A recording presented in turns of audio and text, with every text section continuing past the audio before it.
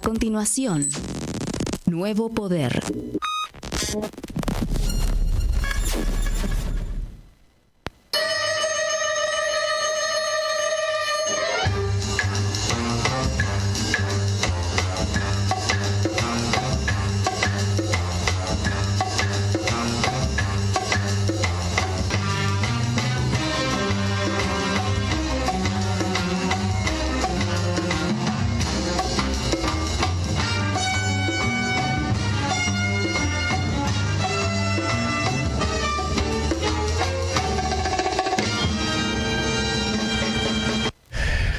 Buena gente, ¿cómo va? Buena los... gente.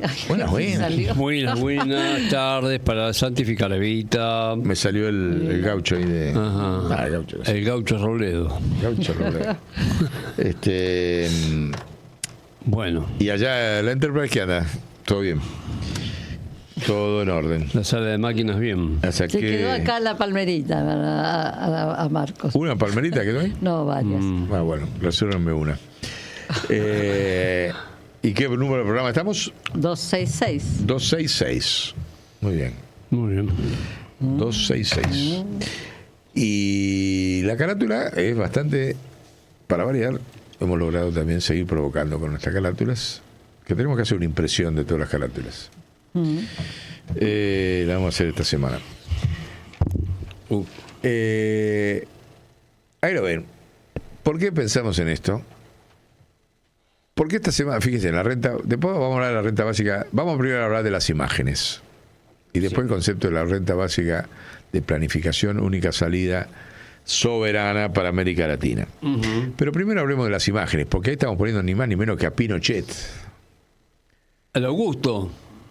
Al dictador Augusto Pinochet.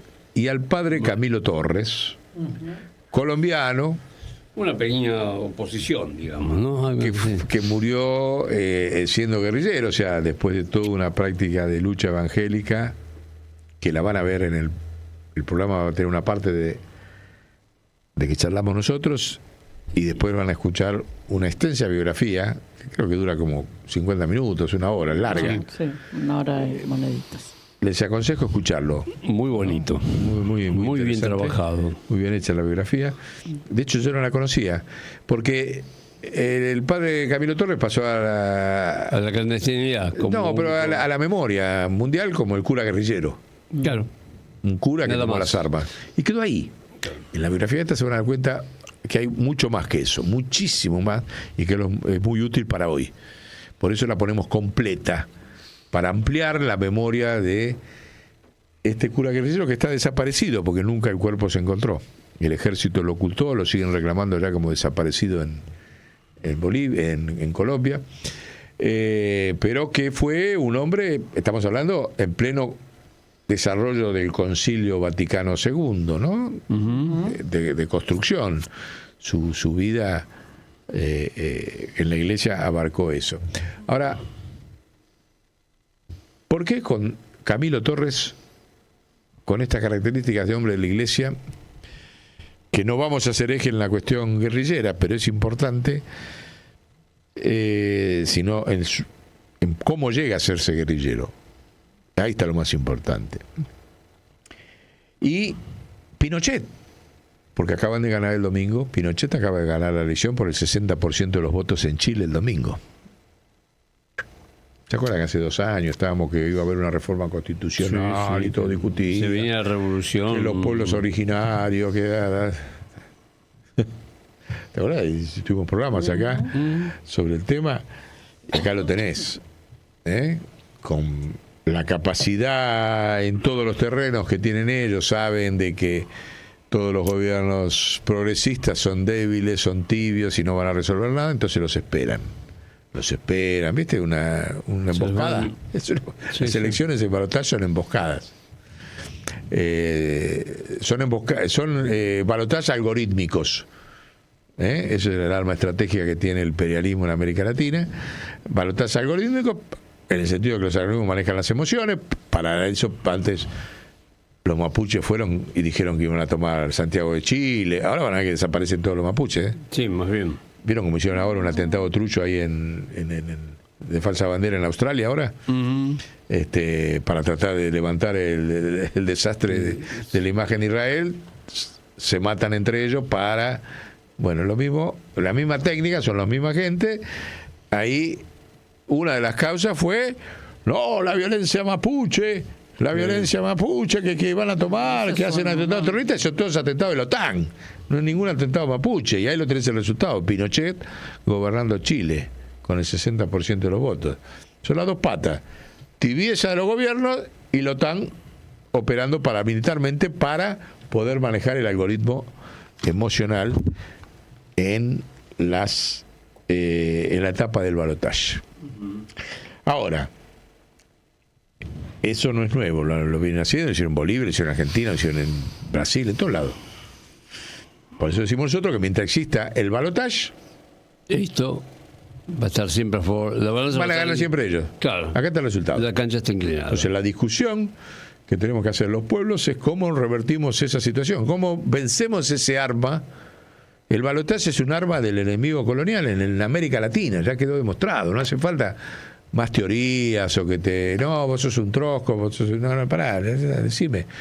Haceme el algoritmo de cómo vos vas a llegar al gobierno y el algoritmo de cómo vas a llegar al poder, no te da nunca. De este lado. Ya que estamos hablando de tanto algoritmo, haceme el algoritmo automático de cómo vas a ganar en un balotaje y después cuando te sientes el gobierno, cómo le vas a ganar a la deflación. Tipo saben que no le ganás. Entonces te esperan. Podés subir vestido de Che Guevara que te llevan puesto en la primera elección de medio término. Creo que ese debate empezó ahora. Porque es tan fuerte la cuestión simbólica de que Pinochet esté gobernando Chile después de ¿cuántos? 60 años, 50 años, no sé cuánto ya. 73 fue el golpe, ¿no? Sí. No, ¿qué? ¿4 qué? No, más. 73, ¿sabes cuánto es? 50. No, desde que hicieron el golpe, 73, 50 años y el tipo sigue gobernando. Entonces, estamos obligados a discutir otra cosa en América Latina. Se acabó la socialdemocracia, se acabó todo, no queda nada en pie. Si queremos discutir seriamente. Ahora, si seguimos en el negocio electoral, del empleo, del puestito electoral para salir afuera del mercado de trabajo, porque total me meto ahí, gano 2 o 3 palos durante 4 años y más o menos y zafo y no tengo que andar como anda todo el mundo galgueando en los mercados de trabajo que te rajan todos los días a todos lados. Bueno, pero eso no es política, esos son unos hijos de puta. Así lo digo, ningún problema. En estas condiciones de América Latina, el que siga jugando al negocio personal del empleo en la política es un hijo de puta. No me interesa quién sea, si es líder, no líder y nada. Hasta ahora se lo toleraba que yo, pero ya está, con el resultado de Pinochet no hay ninguna duda. No hay margen, ya está, se acabó el momento de los tibios, no hay tibieza posible de ningún tipo en ningún terreno a partir de este nuevo mapa. Creo que por ahí está un dibujito que hicieron del mapa de América Latina, ¿no? Que lo tenés ahí como Hitler. Muy, la verdad que el dibujante estuvo bien. Falta Brasil ahí, pero bueno, vamos a ver. Ahí lo tienen, miren qué dibujito que sintetiza, ahí lo tienen. Está genial. Toda América Latina con los gobiernos nazi, no sé, lo que le quieran poner, gobiernos imperiales, coloniales, que no son del pueblo, son gobiernos de dominación internacional. Racistas, ponerle el término que quiera. Entonces hizo el dibujito ese con la carita de Hitler, como la que hacía Capusotto, y todo lo... Ya está, ahí lo tienen, ¿ves? Pero si vos lo mirás en perspectiva, no, ponerlo más amplio porque ve que está haciendo el saludo nazi. Está muy bien pensado, amplialo. Ahí está, ¿ves? ¿Se dan cuenta? Está genial, la verdad que el artista, felicitaciones de parte nuestra, porque está Hitler y la parte, digamos, Perú, todo eso ahí, con el brazo haciendo el saludo nazi, y el resto, como de América Latina, que tienen conquistado como el uniforme militar de Hitler. La verdad que me pareció maravilloso, no sé de qué nacionalidad es el artista que lo hizo, pero me parece un genio. Pero bueno, el asunto es cómo enfrentamos esa situación y qué sentido tiene enfrentar con Camilo Torres, Porque uno dice, bueno, vos estás planteando volver a la lucha guerrillera. Claro. Vamos con los fierros. ¿No? Porque está diciendo, bueno, la democracia no funciona por el balotaje y me pones a Camilo Torres y me estás invitando a la guerrilla. La verdad es que no estaría mal, pero es inviable, durás Media hora. No, Sí, es la única razón por la cual digo no a la guerrilla. No me preocupa ninguna cuestión ética respecto del ejercicio de la violencia en mano del pueblo, pero no durás, no llegás, terminás siendo funcional a sus objetivos. Ni existís. No existís. Entonces, lo interesante es ver cuál fue la historia previa de Camilo Torres. Y lo van a ver en el video. Yo no me voy a extender ahora porque se las digo sintéticamente. Él empieza, era un hombre de la clase alta, formado en la élite. Y empieza con el seminario y demás, para cura. Bueno, después se va a perfeccionar como sociólogo. Además, crea la primera carrera de sociología en América Latina cuando vuelve a Colombia, no existía. Se va a estudiar sociología a Bélgica. Estamos hablando 1960, por ahí, 1958, 1960, en su edad. Y cuando vuelve a una Colombia que era sumamente pobre, campesinado, bueno, todo lo que sabemos de América Latina. En aquella época de los 50, 60, donde el tema de la reforma agraria estaba en auge en toda América Latina, entre otras cuestiones, también en Colombia. Y empieza a avanzar y iba en paralelo con otro compañero de él que hizo seminario, pero que eligió hacer la carrera de la iglesia. O sea, uno se fue para el lado de lo que decía Clelia, la iglesia, el pueblo, ¿no? El pueblo de Dios, y el otro se fue para la iglesia institución. Como decía siempre Clelia, sintetizaba ahí. Sí. Acá tenemos un ejemplo claro. En la historia de vida de Camilo se fue, y lo van a ver en el video ahora, todo lo que el tipo hizo como pueblo de Dios. Mientras en paralelo su compañero, con el cual era un poco como los dos cerebros de esa generación, cada vez más se convertía en un tipo de la iglesia institución y del establishment de Colombia. ¿Sí? Esa tensión que ustedes van a escuchar en la biografía, que dentro de un cachito la vamos a empezar a escuchar, se la dejamos para que la escuchen completa y lo conozcan a Camilo Torres, está vigente hoy en la iglesia. Es la misma tensión que le impidió a Francisco llevar adelante la puesta en práctica de su mensaje, de su misión evangélica, lo que le quieran poner. Miren lo que estoy diciendo. Francisco fue víctima de lo mismo que Camilo Torres. No estoy hablando de la cuestión guerrillera ni la cuestión de la violencia, estoy hablando de la dinámica interior. Ahí estamos con el Vasco Murúa y el movimiento, llevándole a Francisco el libro Los muchachos judíos peronistas de Roland Rein, que no lo conocía Francisco, muy buen libro donde Roland recupera el gran aporte que hizo la cultura judía al peronismo, entre otras cosas con esa frase famosa de hay sol, es un día peronista. Eso lo hizo César Tiempo, que era el gran locutor de diario, de radio, como si le dijera hoy, no sé, Víctor Hugo Morales o una cosa así en aquella época. Aliberti. Aliberti no es de masas, tipo de masas, tipo que lo escuchaban mucho. César Tiempo, sí. César Tiempo era, ¿viste? El suplemento cultural, ¿no? Claro, Perón cuando le expropia la prensa y se lo da a la CGT, el diario de la prensa lo expropia a Perón y se lo da a la CGT.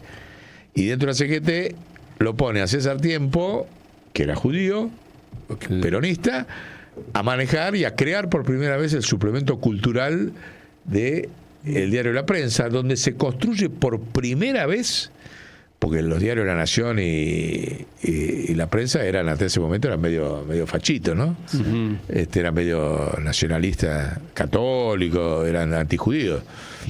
Entonces nunca se había producido una reconstrucción del aporte judío a la cultura argentina, porque La Nación y La Prensa no lo hacían circular. Claro.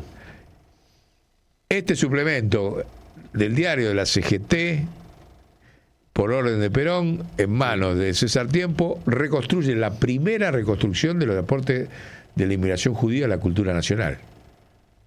Miren qué interesante, está todo contado ahí. Por eso todas las pelotudeces que dicen sobre el Perón y el peronismo, la gente de Netanyahu en la Argentina, impresentable. Pero bueno, no importa, nos fuimos ahí a esa foto, que es más, el libro se lo llevamos dedicado por Ranán Rein. ¿Te acordás que fuimos, Sonia, a llevárselo ahí en la conferencia que dio ahí en el Instituto Itela? Sí. Y él se lo dedicó. Le digo, mire, vamos a tener una entrevista con Francisco, nos gustaría que le dedique el libro, y se lo llevé dedicado. Bueno, pero volviendo, entonces, y en esa reunión, ahí nació, en esa foto nace el Observatorio de la Riqueza Padre Arrupe, y tiene que ver eso, ¿sabe por qué? Porque ahí le llevamos dos propuestas a Francisco: la creación del Observatorio Padre Arrupe, y que aprovechara su pontificado para, y tiene que ver con esta tensión Camilo Torres, Iglesia, Francisco, Iglesia, lo que voy a decir. Yo no me olvido nunca que cuando Cristina nos llamó a la Casa Rosada, porque le habíamos publicado el libro de Jerónimo y Clelia, no sé si tenés la foto por ahí, no sé, esta es vieja, la que estábamos con Cristina, bueno. En esa reunión, Cristina le insistía a Clelia, Cristina era la presidenta todavía, decirle a Francisco que si quiere hacer lo que quiere hacer, necesita a las mujeres en el Vaticano. Se lo dijo como 10 veces. Y Clelia le decía, sí, yo se lo voy a decir, pero como 10 veces en la reunión, Cristina le dijo que si no mete a las mujeres en el Vaticano, no va a poder hacer lo que quiere hacer. Bueno, el asunto es que cuando nosotros fuimos a plantearle la cuestión del observatorio, habíamos leído atentamente a Joseph Comblin, el teólogo que formó a Larraín, a un montón de obispos chilenos y también argentinos, como fue ¿Puede estar? Jerónimo. no, el gringo Alberioni, que hicimos el programa anterior. Y entonces él ahí habíamos leído y dice claramente, ustedes saben que el derecho canónico, porque el tipo era experto en derecho canónico, Joseph Comblin, era teólogo y sacerdote de la teología de la liberación, dice, el Papa puede nombrar cardenales a civiles. Mira. El Papa puede nombrar, ahí está la foto, ¿ven? En esa reunión, ahí está la foto que estuvimos con Clelia, Cristina en la Casa Rosada, ella siendo presidenta, y ahí Cristina le machacó como 10 veces que para hacer lo que quería hacer tenía que meter a la mujer. Entonces nosotros fuimos ahí y le dijimos, ¿por qué no nombra cardenales mujeres? Se cagó de risa a Francisco. Le llevamos las dos propuestas: hacer el Observatorio de la Riqueza, Padre Arrupe, y que nombrara cardenales mujeres, porque tienen las facultades para hacerlo, porque no hace falta que sea religioso para ser cardenal. Lo dice el derecho canónico. ¿Sí? Y se reía, dice, bueno, se reíó, sabe que es así. La realidad es que no lo pudo hacer. La realidad es que las mujeres no avanzaron en los 13 años de su obispado en la estructura de la iglesia, porque la OTAN no lo deja avanzar, porque ellos saben que una iglesia sin mujeres adentro se extingue. Sí, la que pudo nombrar al frente del Banco del Vaticano por primera vez una mujer tampoco duró mucho. Pero el banco, ¿viste? Bueno, no es el poder político, el banco es el poder, o sea, bueno, la cosa de que el Vaticano es de hombres no lo cambió. O sea, no hay celibato optativo, no hay funciones, no hay cardenales mujeres que podrían estar nombrados como cardenales mujeres. por el derecho canónico. Entonces, ¿quién es el que dice que la mujer no puede participar? ¿Se dan cuenta? ¿Quién es? En las instituciones. La OTAN, muchachos. Porque se muere. Ellos saben que la iglesia... ¿Cuál es la estrategia de la OTAN religiosa? Que todas las otras religiones, la mujer participe. Porque son religiones que manejan ellos. Y que por una serie de factores, como no tienen un poder central, pueden hacer lo que quieran. Atentado acá, atentado allá, islamismo por acá, islamismo por allá, evangelista por acá, evangelista por allá, judío por acá, judío por allá, 18.000 tipos de judíos distintos. Hacen todo lo que le hace falta a sus objetivos. Porque no hay un poder central. En cambio, en la iglesia hay un poder central. Si ese poder central tuviera un poder dinámico de hombre-mujer, la cosa sería mucho más difícil. Tendría la OTAN un enemigo enfrente. Ellos son un poder central y manejan poderes religiosos dispersantes y no quieren que haya un poder central hombre-mujer en la iglesia. Entonces la tensión de Camilo Torres, como la van a ver ahora en la biografía, es la misma, que no pudo vencer Francisco. Podemos poner en el medio un montón de tensiones, pero digamos, la tensión que planteó, que buscó resolver el Concilio Vaticano II, al cual salieron al cruce los mismos que le hicieron la atención a Camilo Torres, le hicieron la atención a Taylor de Jardín, le hicieron la atención a Elder Cámara, como dijo Clelia en su libro, El mártir que no mataron. Y a raíz de este programa, trabajando este contenido y escuchando con esta nueva óptica la práctica de vida de Camilo Torres, llegué a la conclusión de que vamos a sacar, ya me lo puse a hacer, un libro, una segunda edición del libro de Clelia, Elder Cámara, El mártir que no mataron, que ya insisto, es la misma tensión que instaló el Concilio Vaticano II y que sigue abierta. Vamos a sacar un libro reeditando el de Clelia, con un trabajo que voy a hacer yo, con toda la historia de lo que hizo el Observatorio de la Riqueza Padre Arrupe y otras cosas, que se va a llamar El Papa Francisco y Elder Cámara, los mártires que no mataron. Le estoy dando una primicia, un anticipo acá, derivado del trabajo de producción que les estoy comentando acá sobre Camilo Torres, no el guerrillero. También el guerrillero, no lo niego para nada, pero el anterior, el de esta tensión permanente con la iglesia que sigue hasta hoy, y del cual Francisco ha sido víctima, porque las encíclicas de Laudato Si, las encíclicas de Francisco, el mensaje no está en el mundo católico, no están. Eso es un mártir muerto. Porque sí, la esencia del mártir es que su mensaje no circule. Claro. Entonces, de a poquito van apagando, y dentro de 10 años, ¿quién? ¿Francisco qué? ¿Fue un papa? ¿Quién era? ¿Qué hizo? ¿Qué dijo? Pues yo, 600 papas, este fue uno más. ¿Está? Entonces, la tensión sigue. Y lo mismo le pasó a Taylor de Jardín, digamos, hubo un montón de tensiones en la iglesia, porque en realidad la primera tensión arranca no con el concilio, arranca cuando el Vaticano empieza a sacar encíclicas sociales en 1890. Antes de la Revolución Soviética, 20 años antes, la Rerum Novarum. La Rerum Novarum ya empieza a meterse, no, pará, esto es un desastre. De la plena revolución del capitalismo y, pará, loco, esto empieza ahí la iglesia, incluso criticando un montón de las cosas que hizo antes, ¿no? Pero en distintos periodos históricos, a decir, no, pará, el mensaje de Cristo no puede ser este. El mensaje de Cristo este no es. Y saca las primeras encíclicas, de la cual... Entonces, la tensión viene permanente entre la dinámica del sistema de explotación mundial y una iglesia que parte es cómplice de esa explotación y parte resiste. Claro. Y sigue, y sigue, y sigue. Y va a volver ahora. Va a volver ahora, porque uno de los pilares que nosotros tenemos que salir a pelear a partir del fracaso de los progresismos es recuperar todo este capital simbólico desde Camilo Torres Teilhard de Jardín, todo Francisco y demás, como una de las banderas de organización y de lucha política. ¿En torno a qué?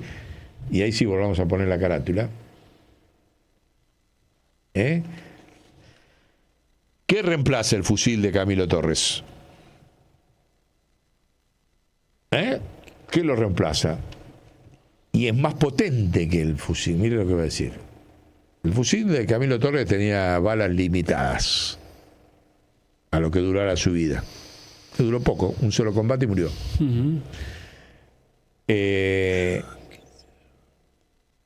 La renta básica de planificación que va a generar América Latina, que no tiene nada que ver con la renta básica de contención social que piensan en Europa. No tiene nada que ver, y ahora voy a explicar por qué.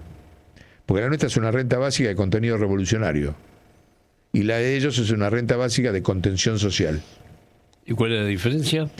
La diferencia central es que hay varias. La primera es que como ellos ponen un techo, para que sea de contención, ponen un techo de funcionamiento de la renta básica en la recaudación de impuestos. Sí. Entonces tiene un techo. Como la revolución tecnológica deflacionaria cada vez más se come los impuestos, por lo tanto la posibilidad de la renta básica es cada vez más chiquita, con lo cual el concepto muere, fracasa. ¿Sí? Nosotros, desde América Latina, haciendo un fusil como el de Camilo Torres, pero que es una bomba atómica sobre el sistema financiero mundial, no es un fusil, planteamos una renta básica de planificación, que es un concepto muchísimo más amplio que universal, que no abarca solamente a los pobres, abarca un montón de conceptos de lo que significa sacar a la América Latina de su situación de dependencia. No vamos a entrar en detalle ahora. Está basado en la asamblea monetaria financiera del Banco Central, de emisión de moneda del Banco Central, no del techo de recaudación de impuestos. No tenemos techo. Esa es la diferencia. Ellos tienen un techo que es si recaudan impuestos. Nosotros decimos, en América Latina, como eso es inviable, técnicamente y matemáticamente se demuestra, y nosotros tenemos la urgencia de recuperar la soberanía y de salir de esta decadencia en que nos han puesto de nueva etapa de colonización con pobreza, no tenemos techo en la emisión de moneda. Y así ve todos los líos. Déjame planificar y vas a ver cómo te desarmo todos los problemas que mienten con el tema de la emisión de la moneda. Entonces, al día siguiente de que un gobierno revolucionario gane en América Latina, en cualquiera de los países, y hay que empezar a trabajarlo con todos los revolucionarios de América Latina y con los tibios que se quieran volver revolucionarios, o vamos a poner otro nombre, están los revolucionarios tibios, que salgan de la tibieza, vamos a poner algo intermedio, de transición. Todos ellos, al día siguiente, en el Banco Central, en los directorios del Banco Central, democracia directa, y discutiendo ahí todo el pueblo, la planificación de la emisión de la moneda para recuperar la soberanía y la dignidad de la calidad y la cantidad de vida del primero al último de los latinoamericanos. Esa es la línea. Ese es el fusil de Camilo Torres hoy. Y me hace acordar que Petro está llamando un poco, ¿no?, a la unidad. Dice, ¿qué pasa? Que no está haciendo la unidad de Latinoamérica convocada. Los presidentes no se autoconvocan. Por ese grafiquito que vimos ahí, porque están ahí. Es un buen heredero también. Petro, sí, un tipo importante. Hay una conferencia bárbara que Dios a todas las policías. No sé, vamos a ver si la podemos juntar. No sé, si nos da el tiempo. Primero vamos a escuchar la biografía de Camilo, y después si podemos pegar, viste, esa conferencia que da Petro a todas las policías de Latinoamérica sobre el narcotráfico. Es una joya. Hay que escucharlo. Petro es otro que cuando tiene que salir a construir esto que estamos planteando, para decir, bueno, no vas a ser presidente, salgamos a construir este debate mundial, porque es un debate mundial, ¿no? Desde el Tribunal de los Pueblos. Desde el Tribunal de los Pueblos también, desde luego. Pero ahí lo dice, usted se lo digo rapidito, por ejemplo, entre otras cosas, dice, es increíble, dice, caen los narcotraficantes. Primero, bueno, da un montón de datos ahí muy interesantes por la diferencia entre los latinos y los americanos. Bueno, no importa, escúchenlo ahí, no se lo vean. Pero uno de los datos más impactantes de cómo los tipos dicen que, ahora que dicen que quieren invadir Venezuela por el tema del narcotráfico, ¿saben qué hacen con los colombianos que caen como narcotraficantes en Estados Unidos, la justicia de Estados Unidos? Resulta que llegan a acuerdo de que los dejan libres, con la condición de que no vuelvan nunca más a traficar adentro de Estados Unidos. Claro. Pero pueden hacerlo en el resto del mundo. Claro. Ya tienen la experiencia, ya saben hacerlo. Claro, dice, entonces, tienen todos los contactos. Entonces dice Petro, no, pero aparte encima vuelven a Colombia y en Colombia salen a recuperar todos los bienes, porque cuando vieron todos los largos tienen todo en negro, con testaferro acá, qué sé yo, entonces empiezan a matar a todos los que se quedaron con los bienes de ellos en negro. Dice, lo dice Petro, no lo digo yo. Entonces nos generan un quilombo acá adentro donde empiezan guerras de matanza para recuperar la guita en negro que tienen un narco que salió. Claro, un testaferro o el que lo reemplazó porque fue en cana. Chao, y el otro lo mata, entonces que nos generan violencia en todo el territorio y aparte se dedican a seguir con el narcotráfico en otros lugares menos Estados Unidos. Claro. Muchacho. Y lo dice Petro, por eso digo, es muy interesante escucharlo, entre otras cosas. Aparte le está hablando a todas las policías, incluida la de Estados Unidos. Es una conferencia bárbara, una conferencia ahí que tendría que ser materia de... Bueno, pero nos vamos ahí, volvamos entonces a sintetizar lo de Camilo, y no me acuerdo cómo carajo llegué acá.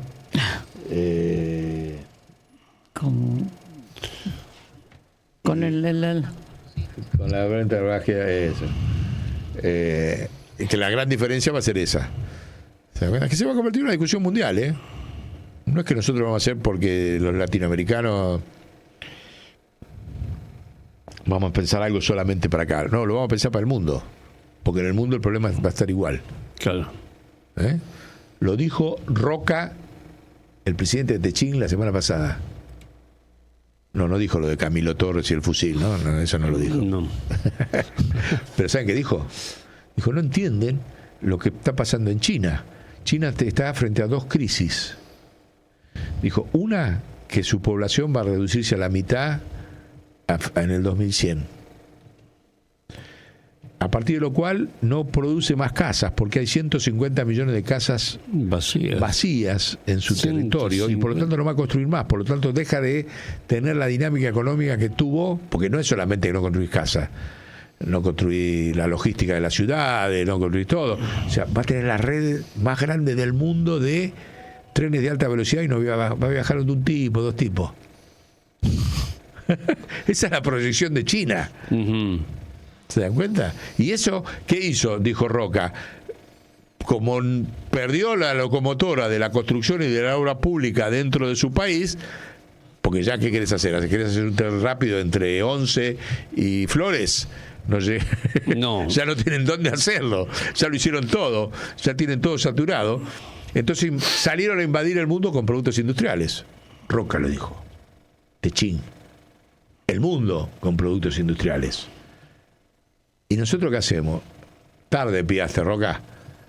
Te hiciste el liberal, ahora ya sé que a vos no te va a afectar. Nos hace mierda a los argentinos que vos no hayas defendido las políticas peronistas sobre un banco de desarrollo y sobre el banco industrial. Ahora, está bien, te convertiste en un periodista que describe lo que va a pasar en el mundo. Bueno, en buena hora. Las consecuencias las pagamos nosotros, de tu incapacidad como clase dirigente. Pero lo importante es que lo dijiste, está instalado.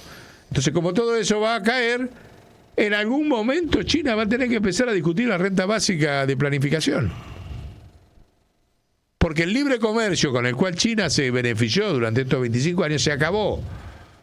Porque no hay más nada, no hay más lugar a donde exportar, ya está, te comiste todo, hiciste mierda a América Latina, hiciste mierda a Europa, hiciste mierda a África. Ya está, bueno. Entonces, este planteo de Camilo Torres a Francisco, que significa atrás el planteo del destino universal de los bienes de la Iglesia, porque la renta básica de planificación que estamos diciendo nosotros se basa en un concepto central de la doctrina social de la Iglesia, que es el destino universal de los bienes. nunca más real que los bienes son. ¿Hay algún destino, bien universal más grande que el Internet? Ahora, ¿puede ser un monopolio que contamine los mentes o va a ser algo virtuoso? Lo vamos a tener que transformar en algo virtuoso. Y como eso, un montón de cosas más. Entonces, esa concepción que va a salir de América Latina, recuperando esta parte de la iglesia pueblo de Dios, que abarcó a Francisco, se va a juntar con las mejores ideas revolucionarias que tuvo el mundo en todos los continentes. En África, en Europa también lo hay. Fíjense, los italianos están discutiendo cuestiones de fondo que acá no llegan, pero vamos a empezar a juntarlas, las vamos a unificar por todos lados. Así que yo creo que ahora los dejo, o los dejamos en manos de escuchando la biografía de Camilo Torres, del cura guerrillero, pero que antes fue un pueblo de Dios en marcha, que ante la desesperación de que veía que no se unificaba a su pueblo para defenderse de los intereses que estaban que lo empobrecían, lo explotaban, lo expoliaban, en la desesperada tomó las armas, ¿no? Por eso es muy interesante ver todo lo que hizo antes. Y era un líder político de Colombia antes de serse guerrillero, llamado a presidir Colombia. Iba camino a presidir Colombia. Van a saber qué factores se le metieron adentro, le destruyeron el Frente Unido. Estaba liderando el Frente Unido y caminando todo Colombia. A todos lados iba. Claro, un cura que de repente aparecía construyendo una fuerza política que no eran las dos fuerzas coloniales que existían en Colombia, una tercera fuerza, liderado por un cura, con toda una capacidad y demás, y qué sé yo. Como Arnulfo Romero en Salvador, ¿no? No, pero Romero pero tampoco se convirtió en un líder político. Él estaba construyendo una unidad política, porque la iglesia lo echa. Claro. Como a Jerónimo. A Romero no lo echó porque no se convirtió en un líder político. Acá lo echó de costado, pero echarlo no lo echó. Claro, no. Pero acá se convirtió en iba a presidir Colombia. Sí. Iba a presidir Colombia porque era un líder político que estaba unificando a todo el pueblo contra la oligarquía colombiana. Entonces van a saber qué factores, eso no conozco tanto, que le rompieron el Frente Unido ese que estaba construyendo, y ahí Casero Fierro se metió al monte. Claro. ¿No? Pero ese Frente Unido se tiene que construir hoy. ¿Sobre qué base? Hay un punto de unidad de los latinoamericanos que es la renta básica de planificación monetaria. Bueno, lo dejamos escuchando y también después escúchenlo a Petro, porque realmente es muy divertido ver a un presidente como Petro dándole clase a todas las policías de Latinoamérica, incluido las Estados caras Unidos. de los policías atentos, pero vale la pena. O sea, es Colombia, ¿se da cuenta? O sea, no se olvide que Colombia es un país bioceánico, hoy una cuestión central, o sea, es el único país bioceánico de América Latina, Colombia.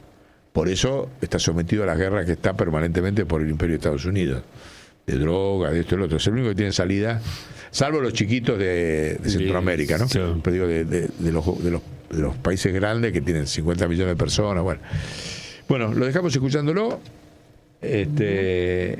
y pensemos en esto, de que se viene el fin de los bancos privados en el mundo, se viene la asamblea monetaria de emisión desde cada banco central de los pueblos por vía de la democracia directa, se viene la renta básica de planificación, y ahí es donde nosotros creemos que la iglesia tiene que recuperar sus mejores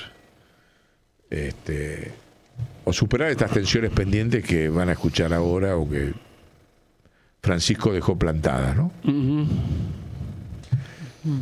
Chau.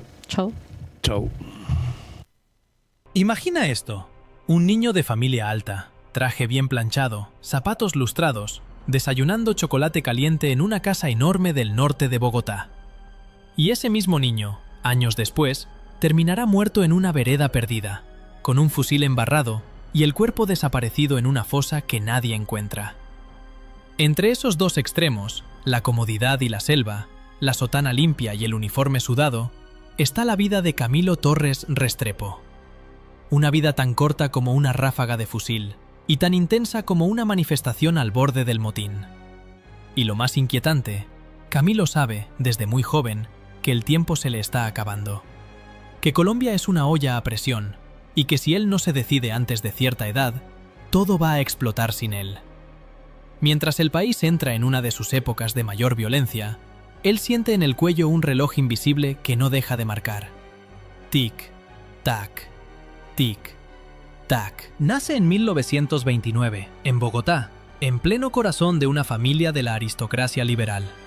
Casa grande, sirvientes, apellidos que suenan en los clubes, tías que hablan francés y se desmayan de indignación si alguien menciona la palabra reforma agraria. El pequeño Camilo oye desde la cuna apellidos ilustres, nombres de políticos, chismes de ministros. Crece entre porcelanas, alfombras gruesas y bibliotecas llenas de libros que casi nadie abre. Pero, desde el principio, pasa algo raro con él. Es un niño demasiado serio, demasiado atento, con esa mirada de quien está grabando todo para luego cobrar factura. Antes de cumplir los 2 años, sus padres lo llevan a Europa. En los andenes fríos de ciudades que no entiende, el niño ve por primera vez algo que lo va a acompañar siempre: el contraste. Señoras con pieles elegantes al lado de obreros con las manos agrietadas. Iglesias góticas inmensas que se alzan sobre barrios grises. Esa doble realidad se le mete en los ojos como una espina. No lo puede nombrar, pero la siente. Vuelven a Colombia en 1934. El país parece pequeño después de Europa, pero está lleno de tensiones invisibles. En la casa, los adultos discuten en voz baja sobre política, sobre liberales y conservadores, sobre un país que parece estar siempre a punto de romperse. Camilo escucha desde la escalera, escondido, apretando la baranda con las manos, tratando de ordenar esas palabras.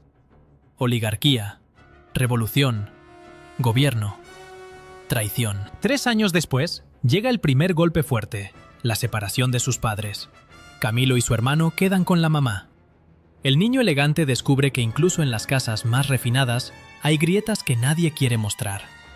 Empieza a entender que el dolor no respeta apellido, que la palabra familia también puede quebrarse como un vaso que se cae en el comedor. Esa herida íntima será la primera fractura de muchas. En el Colegio Mayor de Nuestra Señora del Rosario, bastión de la élite bogotana, Camilo debería encajar perfecto. Uniforme impecable, maestros solemnes, latín, historia patria contada desde el punto de vista de los vencedores. Pero él no se queda callado. Critica, discute, cuestiona a los profesores. No soporta la injusticia ni siquiera en un examen mal planteado. Y ahí aparece por primera vez la sombra de su gran antagonista, Rodrigo Arbeláez. Rodrigo es casi su espejo invertido. Hijo también de buena familia, inteligente, aplicado, pero con una habilidad que Camilo nunca tendrá: sabe acomodarse. Donde Camilo cuestiona, Rodrigo calcula. Donde uno ve una estructura que hay que cambiar, el otro ve una escalera por la que hay que subir sin hacer ruido. Son compañeros de curso, a veces conversan, a veces chocan, y sin saberlo, empiezan una carrera silenciosa. ¿Quién va a ganar el derecho a influir sobre el alma de Colombia? ¿El cura rebelde o el cura obediente? Camilo, con su lengua filuda, se mete en problemas. Lo expulsan del Rosario por sus críticas a los docentes. Para la familia, es un escándalo. Para él, es una señal. Termina el bachillerato en el Liceo de Cervantes en 1946, ya con un carácter forjado a punta de discusiones y portazos. Es un joven alto, de mirada intensa, que camina por Bogotá como si la ciudad le quedara estrecha. En esos años, Colombia se agrieta.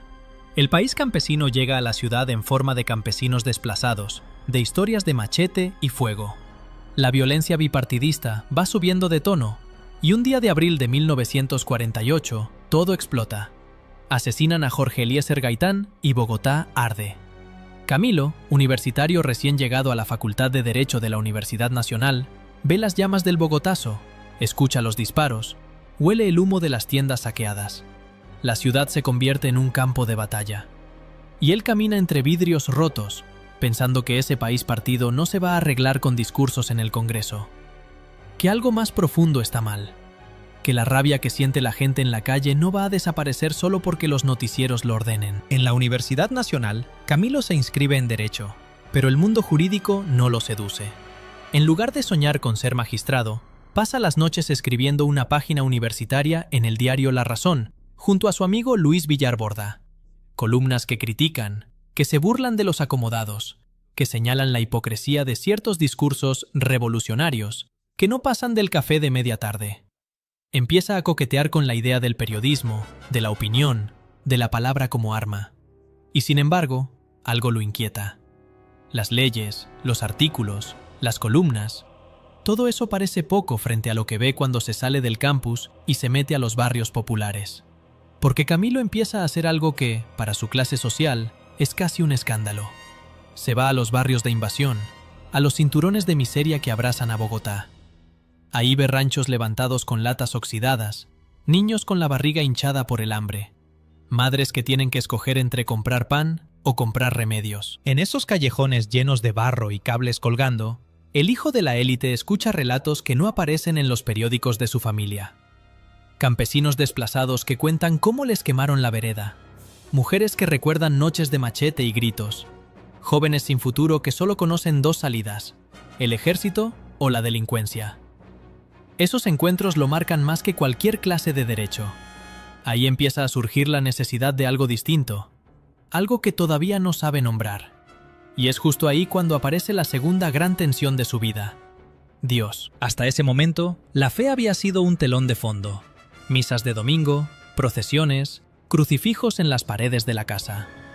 Pero en esos barrios huele a humedad y a desesperanza. Y Camilo se pregunta, ¿qué tiene que ver el Evangelio con este drama? ¿Dónde está Dios cuando la gente se muere de hambre? ¿Qué sentido tiene rezar si el estómago está vacío?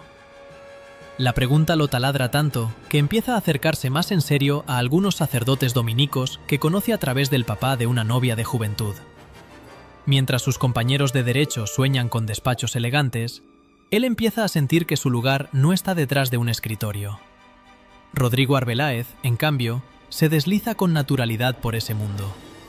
Él sí ve futuro en un cargo en el Estado, en una curia bien posicionada, en viajes y nombramientos. Cuando se cruzan por los pasillos, Rodrigo le lanza una sonrisa a medias, como diciendo: «Vas a tirar tu vida por la borda si sigues así». Camilo toma la decisión que va a cambiarlo todo. Deja la Facultad de Derecho y entra al Seminario Conciliar de Bogotá. La noticia corre como pólvora entre la familia. El joven rebelde se va a hacer cura. Algunos respiran aliviados. Por fin se encarriló. Otros sospechan que esto no lo va a domesticar, sino todo lo contrario. Rodrigo también entra al seminario, pero con otra mentalidad.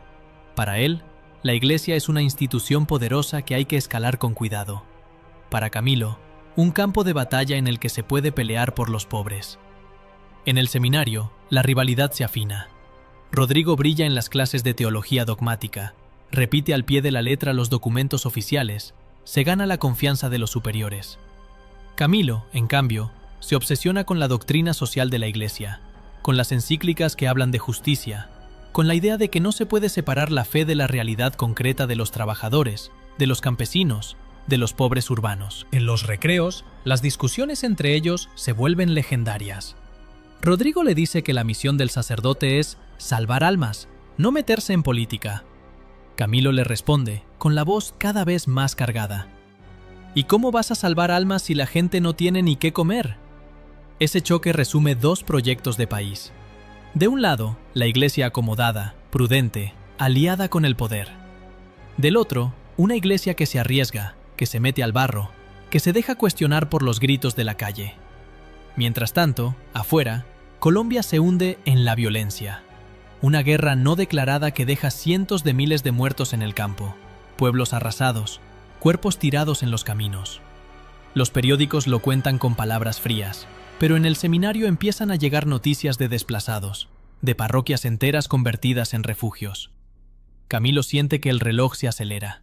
Si Dios de verdad existe, piensa, no puede estar pidiéndole neutralidad. En 1954, después de años de formación, es ordenado sacerdote. Hay fotos en blanco y negro.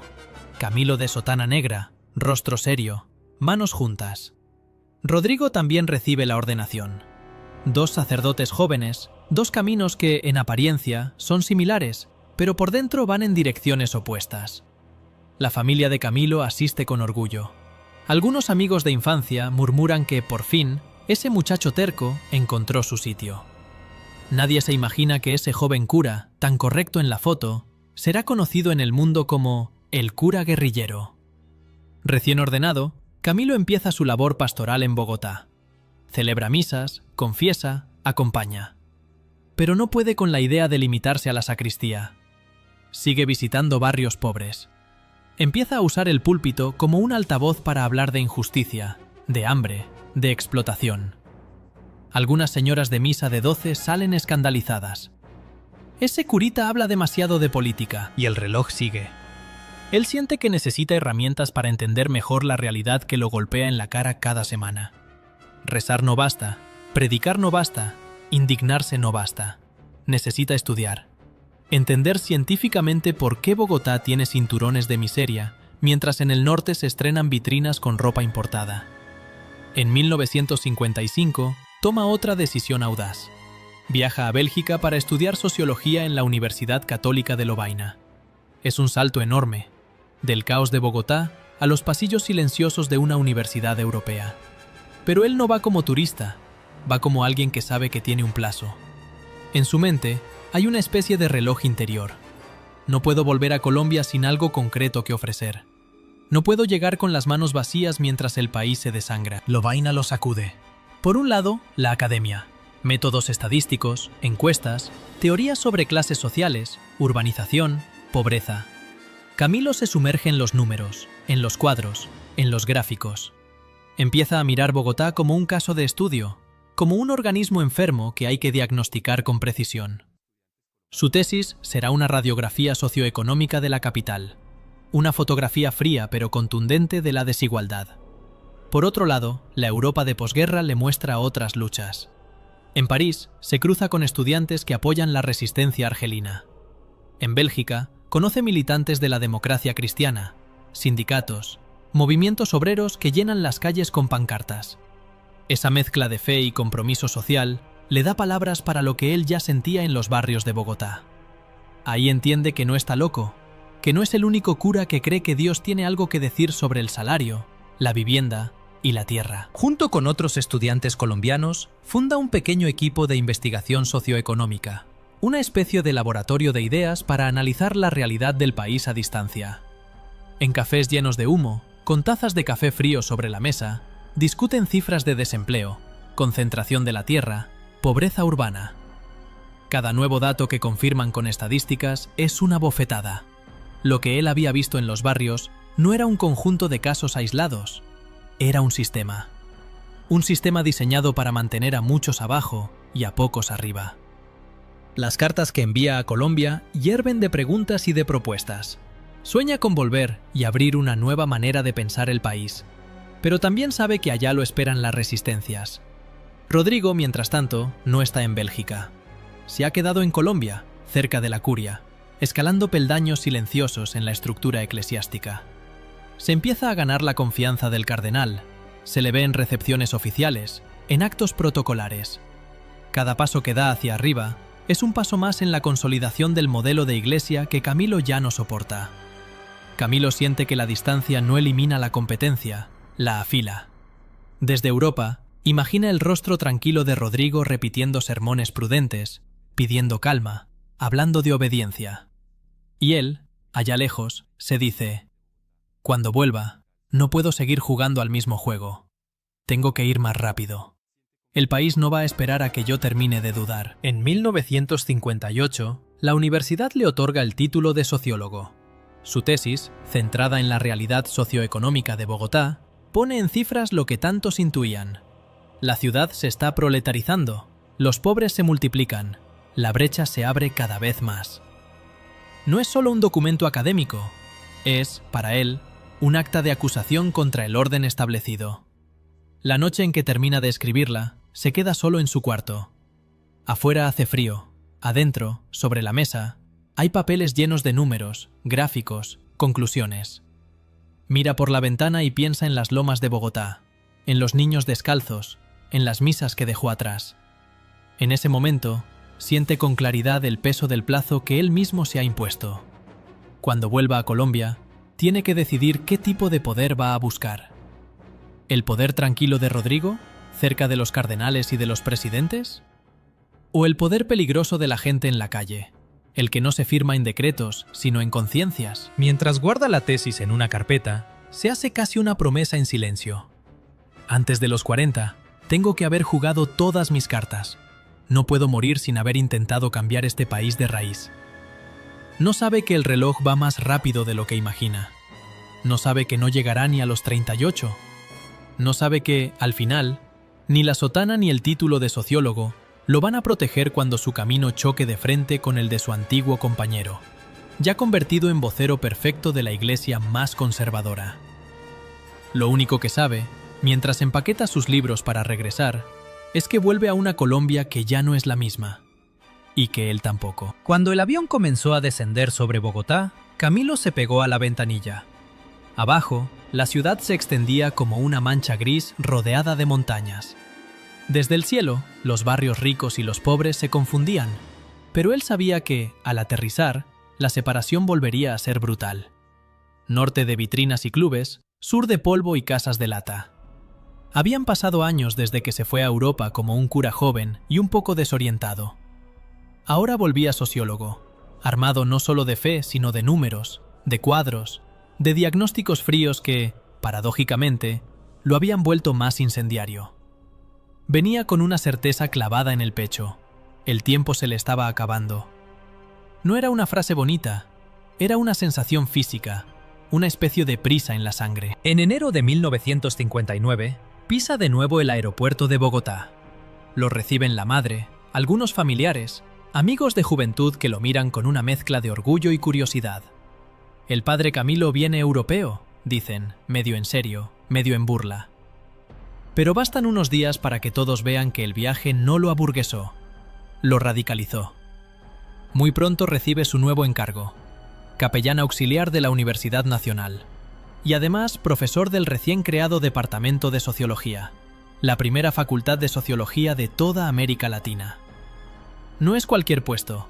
Es como si hubiera bajado de un avión y lo hubieran sentado, de una, en el corazón intelectual del país. Ahí empieza, de verdad, el ascenso de Camilo. Su llegada al poder no es a un ministerio ni a un despacho con alfombra roja, sino a algo mucho más peligroso: la imaginación de cientos de estudiantes, obreros y vecinos de barrios populares. Desde el primer día en la Nacional, se nota que ese cura no es normal. Llega con sotana arrugada por el uso, maletín lleno de apuntes, sonrisa que mezcla timidez y ironía. No habla como sacerdote de manual, no se refugia en latines ni en frases preparadas. En los salones, mezcla estadísticas con parábolas del Evangelio. En los pasillos, se sienta en el piso con los estudiantes a discutir sobre Marx, sobre la Revolución Cubana, sobre el Frente Nacional que reparte el poder entre liberales y conservadores, como si el país fuera una finca heredada. Para muchos pelados de provincia, recién llegados a la capital, este cura sociólogo se vuelve una especie de faro. Les habla en un lenguaje que entienden, sin maquillaje. Si Dios es amor, ¿cómo puede estar tranquilo con un país donde miles de familias viven hacinadas en cambuches? Pregunta en una charla improvisada. Si el Evangelio habla de justicia, ¿por qué no hablamos de salario, de tierra, de vivienda? Los muchachos quedan en silencio. Algunos profes mayores se incomodan. No entienden si ese discurso es cristiano, socialista o las dos cosas a la vez. Y como si la vida quisiera subirle el volumen al conflicto, un día reaparece la figura de Rodrigo Arbeláez. Rodrigo ha subido rápido. Ahora es monseñor, asesor cercano del cardenal, con sotana impecable y una agenda llena de reuniones discretas con políticos, banqueros y jefes militares. Donde Camilo se mueve entre pupitres y calles empolvadas, Rodrigo se mueve entre salones alfombrados y comités de alta importancia. Ambos usan clergyman, pero representan iglesias casi opuestas. Cuando Rodrigo oye que el padre Camilo está agitando a los estudiantes, levanta una ceja. «Otra vez este man», murmura. Él no entiende que la iglesia influye más cuando no hace ruido. La competencia que nació en los pasillos del colegio ahora se juega en un escenario mucho más grande.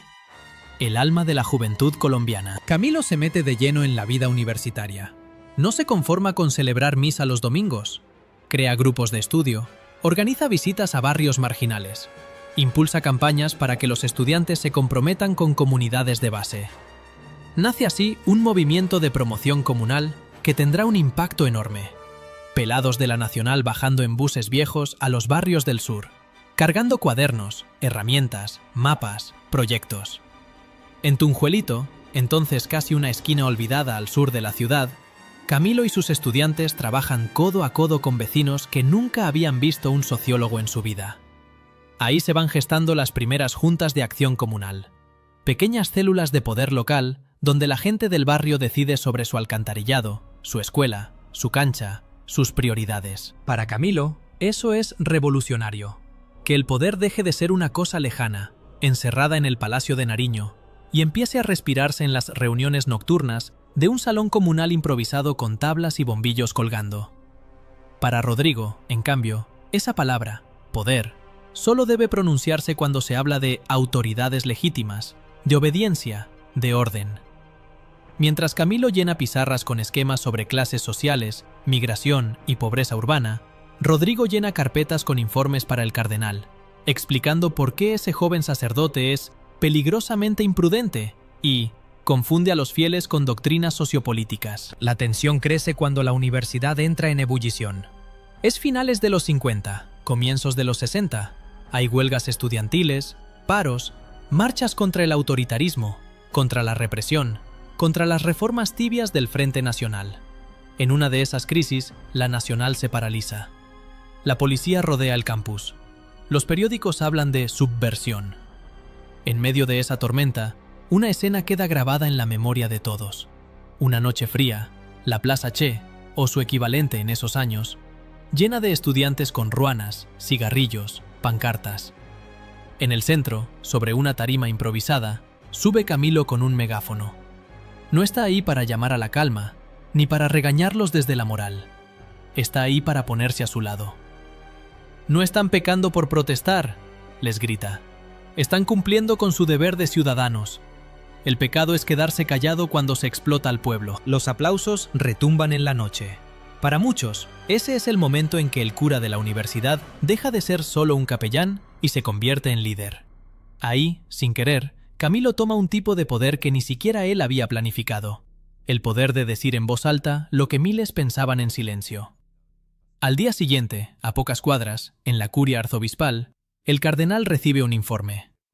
Rodrigo está ahí, de pie, elegante, con un folder en la mano. «Eminencia», dice con tono suave. «El padre Camilo está confundiendo su papel. La universidad está al borde de la insurgencia, y él parece más un agitador que un pastor». El cardenal frunce el ceño. La Iglesia no puede darse el lujo de aparecer como promotora de la protesta en plena era de Guerra Fría, mientras Estados Unidos mira con lupa a cualquier país latinoamericano que huela a izquierda. En una frase fría, el cardenal resume el veredicto. Dígale que la Iglesia no hace política. Poco después, Camilo recibe la orden. Debe salir de la Universidad Nacional. No es una invitación al diálogo, es un ultimátum. Cuando le dan la noticia, el campus entero vibra. Estudiantes organizan mítines, profesores discuten en pasillos, se reparten volantes con su nombre. Camilo, en lugar de usar ese apoyo para cuidarse, siente que el reloj interno acelera aún más. Si lo sacan de la Nacional, ¿se acabó todo? ¿O es apenas el comienzo de algo más grande?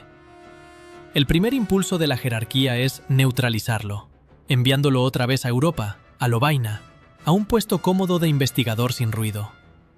Rodrigo empuja esa idea con insistencia. Un viaje, un cargo académico, un silencio elegante. Pero en una asamblea abarrotada de estudiantes, le organizan un homenaje, lo levantan en hombros, le gritan que no se vaya, que el país lo necesita aquí. Y ahí ocurre el primer gran giro inesperado. La maniobra que buscaba sacarlo del escenario nacional lo dispara al centro de él. Al tratar de esconderlo, lo vuelven más visible. Camilo entiende el mensaje que le lanza la realidad. Ya no basta con ser capellán, ni profesor, ni asesor de comunidades. Tiene que jugar en ligas más grandes. Mientras tanto, el Estado le abre otras puertas. Su prestigio como sociólogo lo lleva a ser parte de la junta directiva de la entidad encargada de la reforma agraria y a ocupar cargos en la Escuela Superior de Administración Pública. En teoría, eso significa estar cerca de los botones del poder. Pero lo que encuentra es otra cosa: pasillos interminables, oficinas llenas de humo de cigarrillo, montañas de carpetas esperando firma, ministros que hablan de estadísticas alentadoras, mientras el campo sigue en manos de unos pocos hacendados. Hay una imagen que se repite: Camilo, sotana recogida, recorridos en jeep por los llanos, reuniones con campesinos que lo reciben con café aguado y sillas plásticas, mientras en Bogotá los burócratas discuten si aprobar o no un proyecto para una escuela rural. Cada viaje al campo le deja una mezcla de esperanza y rabia. Esperanza por la dignidad de la gente de las veredas, rabia por la lentitud calculada del Estado. En una sesión particularmente tensa de la Junta de la Reforma Agraria, Camilo lanza sobre la mesa un paquete de papeles. «Cada día que ustedes dilatan esto», dice, mirando a los representantes de los partidos tradicionales, «en algún lugar un campesino está perdiendo la tierra o la paciencia». Uno de los políticos le responde, con sonrisa irónica: «Padre, usted es muy joven. Las cosas en Colombia toman tiempo». Y el reloj en la cabeza de Camilo retumba aún más fuerte. Él no siente que tenga tiempo, no solo por intuición personal, sino porque ve al país deslizarse hacia un abismo. Guerrillas campesinas en formación, repúblicas independientes acosadas por el ejército, ciudades repletas de migrantes sin empleo. En esos mismos años, su rival Rodrigo consolida su propio tipo de poder.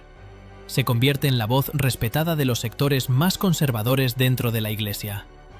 Es invitado a programas radiales, escribe columnas que defienden el Frente Nacional como garantía de paz, critica a ciertos sacerdotes que desdibujan la misión espiritual metiéndose en asuntos temporales. Nadie menciona a Camilo por nombre, pero todos saben de quién habla. Las homilías de Rodrigo son transmitidas por radio a todo el país, y su tono es siempre el mismo: pida paciencia, pida obediencia, condene toda forma de violencia que no venga del Estado. Su poder crece en los salones cerrados, el de Camilo en las calles abiertas. Poco a poco, el cura sociólogo va comprendiendo que el Estado y la Iglesia institucional tienen un pacto tácito: administrar los cambios, dosificarlos, evitar que nada altere demasiado la estructura que sostiene a los de arriba. Las juntas de acción comunal son para ellos un experimento simpático, para Camilo, un laboratorio de democracia real. La idea de un nuevo tipo de poder popular empieza a tomar forma en su mente. No se trata solo de elegir otros candidatos, sino de cambiar quién tiene la palabra, quién decide, quién manda y quién obedece. Y esa idea lo lleva a un salto aún más audaz: dejar de moverse solo en el terreno social para entrar de lleno en la arena política. Ahí aparece el segundo gran giro de su vida. Hasta entonces, su conflicto con Rodrigo se libraba dentro de la Iglesia: sermones, cargos, censuras. Pero ahora empieza a ser un conflicto por algo mucho más grande: la dirección misma de la historia del país. Camilo ve que los partidos liberal y conservador, unidos en el Frente Nacional, se reparten los ministerios, mientras millones de colombianos no se sienten representados por ninguno. Las elecciones tienen cada vez más abstención. La Revolución Cubana muestra que es posible tumbar un régimen, pero también trae el fantasma del comunismo ateo, que la Iglesia oficial usa como espantajo. En tertulias con estudiantes, líderes sindicales, campesinos y algunos militantes de izquierda, Camilo lanza una idea que al principio suena loca. ¿Y si organizamos a todos los que no se sienten representados por estos dos partidos? No para montar un partido más de los mismos, sino un frente unido de los pobres, de los obreros, de los estudiantes, de los campesinos. El nombre se queda flotando: Frente Unido. Suena simple, pero detrás tiene una ambición descomunal. No quiere ser un caudillo más. Quiere ser la voz que conecta luchas dispersas, la figura que logre, por fin, que el pueblo deje de ser un concepto abstracto y se vuelva sujeto político. En la curia, la noticia cae como bomba. Rodrigo la lleva de nuevo al despacho del cardenal, pero esta vez el informe tiene otro tono. Ya no se trata solo de un cura incómodo, sino de un posible líder político con sotana. Eminencia, dice midiendo cada palabra, si permitimos que un sacerdote encabece un movimiento de oposición al gobierno, la Iglesia quedará atrapada en la lucha partidista. Y si ese movimiento opta por la violencia, arrastrará el nombre de Dios con él. El cardenal escucha, serio. La presión no viene solo desde adentro. Hay ojos internacionales puestos sobre Colombia. No quieren otro cura como Fidel. No quieren que un sacerdote se convierta en bandera de revolución. La reunión privada entre Camilo y el cardenal es tensa. Nadie la grabó, pero podemos imaginarla. De un lado, un hombre mayor que ve en él una amenaza al orden. Del otro, un sacerdote que sabe que está cruzando una frontera sin regreso. «Padre Camilo», le dice el cardenal, «usted debe elegir. O es sacerdote o es político. Ambas cosas al tiempo no». En esa frase se condensa el ultimátum de toda una institución. Es también el punto más crítico de su rivalidad con Rodrigo. El amigo de infancia, ahora monseñor, ha logrado llevarlo exactamente al dilema que siempre quiso evitar. Camilo, sin embargo, ya tomó su decisión por dentro. La ha ido madurando en noches de insomnio, en viajes a veredas donde la gente le pregunta, mirándolo fijo, «Padrecito, ¿usted solo viene a rezar o también nos va a ayudar a cambiar esto?» En su cabeza, el reloj marca ya una cuenta regresiva clara. Si quiere hacer algo grande, tiene que hacerlo ya. No dentro de 20 años. No cuando cambien las condiciones. No cuando la Iglesia esté preparada. En junio de 1965, pronuncia su última misa. La Iglesia está repleta. Algunos saben lo que va a pasar, otros no.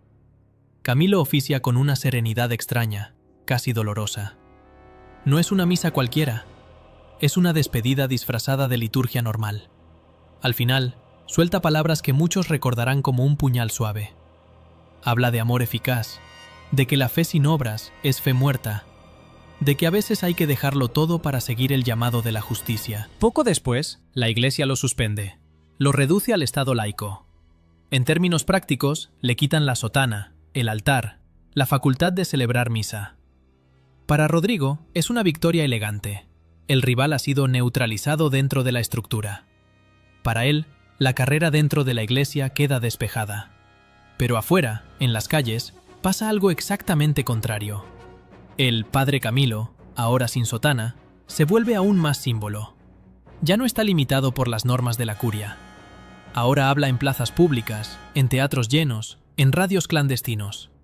El Frente Unido empieza a tomar forma con asambleas multitudinarias donde se mezclan estudiantes de pelo largo, obreros de manos encallecidas, amas de casa con niños en brazos, campesinos que han viajado horas en bus para escucharlo. En una de esas plazas, asume el micrófono y lanza una frase que condensa su nueva etapa. Mi obligación como cristiano es ponerme del lado de los pobres. Si para servirles tengo que hacer política, haré política. Si para hacer política tengo que dejar de ser sacerdote, la jerarquía me obliga a elegir. Pero yo sé que ante Dios seguiré siendo cura mientras siga amando a los más necesitados. Los aplausos rompen el aire. Para muchos, en ese momento, Camilo se convierte en algo más que un ex sacerdote. Es el representante de una mezcla explosiva de fe y revolución. Para sus enemigos, se vuelve aún más peligroso. Ya no está protegido por la institución, pero tampoco está sometido a ella. Su poder crece de forma extraña. No tiene partido registrado, no tiene maquinaria, no reparte puestos. Su fuerza está en la palabra. Cada discurso suyo circula en panfletos mimeografiados, en grabaciones caseras, en conversaciones de esquina. Habla de mayorías pobres contra minorías privilegiadas, de quitar el poder a unos para dárselo a otros, de una revolución que no contradice el cristianismo, sino que lo lleva hasta sus últimas consecuencias. Rodrigo, desde el púlpito, responde con homilías impecablemente articuladas. Habla de falsas profecías, de lobos con piel de oveja, de ideologías que quieren instrumentalizar el mensaje de Cristo. Nunca dice su nombre, pero todo el mundo entiende. La competencia entre ambos ya no es solo personal ni eclesiástica, es un pulso por el futuro del país. Y en medio de esa lucha, el tiempo de Camilo se contrae aún más. Vive con agenda desbordada. Hoy reunión con sindicatos, mañana encuentro con campesinos, pasado mitin estudiantil. Luego viaje a otra ciudad para levantar nuevas sedes del Frente Unido. duerme poco, come mal, escribe discursos en buses que brincan por carreteras destapadas. Entre amigos cercanos bromea. Si sigo a este ritmo, no llego a viejo. Pero la broma tiene un filo oscuro, porque él lo intuye. Cuando un hombre se planta frente al poder económico, político y religioso al mismo tiempo, la vida se vuelve una cuenta regresiva. Lo que nadie sabe todavía es que ese reloj que solo él escucha va a detenerse de golpe, en una vereda perdida, mucho antes de lo que todos imaginan. Y que, antes de llegar ahí, aún le falta cruzar la última línea que le queda por cruzar, la que separa la política legal de la lucha armada. Esa decisión, su salto a la guerrilla, será el clímax de su historia, el gesto extremo con el que intentará, en muy poco tiempo, cambiar el curso de un país entero y vencer, de una vez por todas, la sombra de su viejo competidor. Imagina una plaza llena hasta las escaleras, el aire grueso de humo de cigarrillo, carteles pintados a mano, una multitud heterogénea, estudiantes con morral al hombro, obreros con las manos ennegrecidas, señoras de mercado con delantal todavía puesto, campesinos con sombrero vuelteado que se han bajado esa misma mañana de un bus atestado. En el centro, un micrófono viejo que hace un zumbido de fondo. Y de repente, una voz que rompe el ruido. ¡Colombianos! ¡El tiempo de las minorías privilegiadas se está acabando! Es Camilo. Ya no lleva sotana. El viento le revuelve el cabello, el saco se le ve gastado, pero su mirada tiene una firmeza nueva. No es el cura de sacristía, no es solo el profesor de sociología, no es únicamente el líder estudiantil. Es, ahora, la cara visible de algo que asusta a todos los poderosos. Un intento de unir a los que nunca han tenido voz. El Frente Unido no es aún una estructura sólida, pero en esa plaza, en ese momento, parece una ola imparable. Las palabras de Camilo no suenan a discurso tradicional. No repite el compatriotas solemne de los políticos de siempre. Habla de pelados, de trabajadores, de las señoras que no llegan a fin de mes, del campesino que se rompe el lomo para que otro se coma la mejor parte de la cosecha. Mezcla lenguaje de barrio con citas del Evangelio. Habla de estadística y al minuto siguiente, de la parábola del buen samaritano. De Marx pasa a San Mateo con una naturalidad que desconcierta. Si Jesús viviera hoy, dice en una de esas plazas, no estaría almorzando con los dueños de los bancos. Estaría aquí, con ustedes, exigiendo pan, tierra y dignidad. La multitud estalla. Esa mezcla es un golpe directo tanto para la élite como para la jerarquía eclesiástica. Los medios conservadores lo pintan como un loco peligroso. Cura rojo, demagogo, agitador profesional. Pero cuanto más lo atacan, más gente quiere escucharlo. El Frente Unido, al principio, es casi un mito. Una idea repetida en volantes, en pequeños panfletos con su rostro, en murales improvisados. Poco a poco se va volviendo realidad. Se crean comités en barrios populares, en fábricas, en universidades. Las reuniones son caóticas. Hay liberales desencantados, marxistas recelosos, cristianos fervorosos, amas de casa que nunca fueron a una asamblea política en su vida. Camilo recorre el país como un candidato sin partido formal, sin publicidad elegante, pero con una ventaja inmensa: la autenticidad. Su agenda es brutal. En una semana puede dar 10 charlas en 3 ciudades distintas. Viaja en buses nocturnos, se queda donde lo reciban. Casas de amigos, cuartos prestados, sedes sindicales con colchones en el piso. A veces, en mitad de un viaje, se queda mirando por la ventana la silueta oscura de las montañas y se pregunta cuánto tiempo más va a aguantar ese ritmo. Su cuerpo está cansado, pero la sensación de urgencia no lo deja parar. En cada mitin repite una idea clave: la revolución no es solo cosa de fusiles, empieza por la conciencia. Pero también advierte, sin rodeos, que las puertas legales se están cerrando. Siempre hace la misma comparación. Imaginen una olla a presión, dice. Si uno le tapa todas las válvulas, ¿qué pasa? Revienta. Pues eso es Colombia. Si la oligarquía cierra todos los caminos pacíficos, el pueblo se va a ir por el camino que quede. Y que nadie se haga el sorprendido. Mientras Camilo incendia plazas con palabras, Rodrigo pule su poder en salones silenciosos. Sus sermones se difunden por Radio Nacional, con música sacra de fondo. Su voz, suave pero firme, insiste en que la verdadera revolución es la de los corazones, que la Iglesia no puede permitir que el Evangelio sea usado como bandera de proyectos subversivos. En un programa dominical, Rodrigo lanza una frase que se clava como dardo. Hay quienes dicen estar con los pobres, pero solo los empujan a la violencia. Eso no es amor cristiano, es manipulación. No menciona a Camilo, pero a esas alturas ya no hace falta. El país entero entiende que la competencia entre esos dos sacerdotes, que empezaron juntos en el colegio, se ha convertido en un duelo simbólico. Obediencia versus rebeldía. Estabilidad versus cambio radical. Templo versus plaza. Aún así, el Frente Unido logra avances concretos. En varias ciudades, obreros organizados y estudiantes comienzan a coordinar acciones que antes hacían por separado. Se crean comités de barrio que ya no solo piden acueducto o pavimentación, sino que hablan de poder popular, de mandar obedeciendo. En algunos pueblos, las homilías de curas jóvenes empiezan a sonar a Camilo. Hablan de justicia social, de salarios justos, de la necesidad de transformar estructuras. La semilla se esparce. Pero justamente cuando parece que ese movimiento puede convertirse en una fuerza electoral real, empieza la contraofensiva. Los servicios de inteligencia del Estado abren carpetas con su nombre. Lo siguen, lo fotografían, anotan quién entra y sale de las reuniones. En algunos pueblos, la policía impide sus mítines. En otros, grupos de choque financiados por gamonales locales lanzan piedras, interrumpen sus discursos con gritos de ¡comunista! Y ¡traidor a la patria! Camilo mantiene la frente en alto, pero por dentro siente el cerco. No solo lo atacan de derecha, también recibe desconfianza desde sectores de izquierda tradicionales. Algunos comunistas lo miran con recelo. Ese cura es demasiado cristiano, demasiado moral. Otros lo acusan de ilusiones reformistas.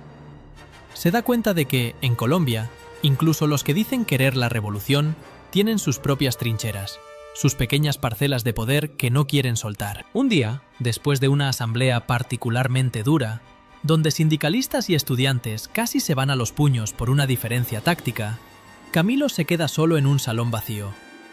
Mira las sillas revueltas, los panfletos tirados en el piso, el eco de los gritos que todavía parece rebotar en las paredes. Y se pregunta, con cansancio, ¿será que este pueblo está de verdad listo para un frente unido? ¿O estoy tratando de juntar piezas que no encajan? El reloj interno le responde con su tic-tac implacable. No tiene tiempo para deprimirse. Sale del salón, se empaca unos papeles en el bolsillo y se va a coger un bus para otro municipio donde lo están esperando. Mientras él corre, el Estado ajusta sus estrategias. La policía empieza a entrar con más frecuencia a las universidades. Los sindicatos enfrentan despidos masivos. Los líderes campesinos que simpatizan con él comienzan a recibir amenazas. Y hay un dato que le cae como baldado de agua fría. Las encuestas, esas herramientas que como sociólogo sabe leer mejor que nadie, muestran que la abstención sigue enorme. A pesar de sus giras, de sus plazas llenas, de sus discursos inflamados, la mayoría de los colombianos sigue sin creer en las elecciones. El sistema está diseñado para que el voto del pobre no cambie nada. En privado, con amigos cercanos, Camilo empieza a decir una frase que los asusta. Si esta vaina sigue así, la vía legal se va a cerrar del todo. Y cuando se cierre, no va a quedar más remedio que lo que yo siempre he tratado de evitar: la guerra. El twist se acerca, silencioso. Una noche, en una casa discreta de un barrio cualquiera, se reúne con un pequeño grupo de personas. Algunos son viejos conocidos del mundo estudiantil, otros vienen del campo. Hay también un hombre flaco, de mirada dura, que ha pasado años en la montaña. Es un cuadro del Ejército de Liberación Nacional, el ELN, esa guerrilla joven que ha empezado a operar inspirada en la Revolución Cubana y en la figura de Camilo como símbolo, incluso antes de que él se acerque realmente. La conversación es larga, llena de silencios incómodos. «Nosotros ya estamos en armas», dice el guerrillero. «Lo que usted dice en las plazas, lo estamos intentando hacer realidad en las veredas. Pero nos hace falta algo, padre. Alguien que logre conectar la ciudad con el campo, el cristianismo con la revolución». Camilo escucha sin parpadear. Durante años, ha defendido que primero se deben agotar las vías pacíficas. pero al mismo tiempo, ve cómo el Frente Unido choca una y otra vez contra un muro invisible. El sistema tolera sus discursos, pero no le cede un milímetro real de poder. Si yo me voy a la montaña, responde, no puede ser un gesto romántico. No quiero ser un cura con fusil para que hagan afiches con mi cara. Si doy ese paso, es porque no queda otra salida. El guerrillero asiente. Precisamente, padre. No lo queremos de afiche, lo queremos de compañero. Ese es el segundo gran giro dramático de su vida. El momento en que la idea de sumarse a la lucha armada deja de ser una hipótesis y se vuelve una opción concreta. Durante varios días, Camilo lo rumia en silencio. Camina por Bogotá como si la ciudad fuera un escenario que está a punto de abandonar. Mira los buses llenos, los vendedores ambulantes, las oficinas, los edificios oficiales. Piensa en Rodrigo, el viejo rival, que seguramente se enterará y lo señalará como traidor. Una tarde, entra a una iglesia casi vacía. Se sienta en la última banca, como un feligrés más. Mira el crucifijo. Ahí, frente a la figura clavada, se plantea su dilema en términos brutales. Si me quedo aquí, seguiré dando discursos, haciendo estudios, organizando frentes. Cambiaremos cosas pequeñas, pero el país se va a la guerra sin mí. Si me voy a la guerrilla, tal vez muera rápido, tal vez no logre nada, pero al menos no me quedo viendo desde la ventana cómo se derrumba todo. El reloj interno no se detiene, y la sensación de plazo, de tiempo marcado, se vuelve insoportable.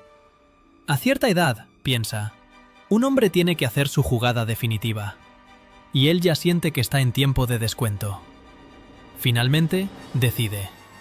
En una noche discreta, sin discursos ni cámaras, se despide de unos pocos amigos. No hay dramatismo, hay una especie de serenidad triste. Deja algunos papeles, notas, mensajes. Luego sale con una maleta pequeña, ropa sencilla. No lleva sotana, ni crucifijos grandes, ni libros voluminosos. Solo lo mínimo.